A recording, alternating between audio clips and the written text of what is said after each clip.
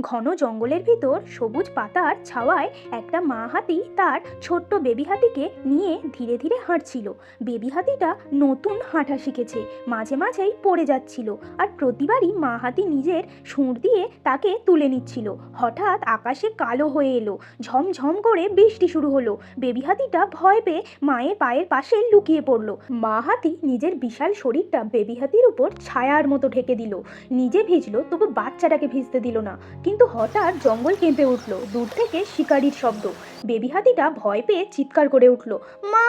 মা হাতি এক সেকেন্ডও দেরি করলো না, সে সামনে দাঁড়িয়ে গেল। শিকারি তার দিকে গুলি ছুটলো, একটা গুলি ছুটে এলো, মা হাতির শরীরে লাগলো। সে কষ্টে কেঁপে উঠলো, কিন্তু তবুও পিছনে তাকালো না, কারণ তার পিছনে ছিল তার পুরো পৃথিবী, তার একমাত্র বেবি হাতি। মরার শেষ মুহূর্তে মা হাতি নিজের সুর দিয়ে বেবি হাতিটিকে ঠেলে দিল জঙ্গলের গভীরে, আর নিজে দাঁড়িয়ে রইল। আস্তে আস্তে বেবি হাতিটিকে ইশারা করলো তাকে জঙ্গলের গভীরে চলে যাওয়ার জন্য।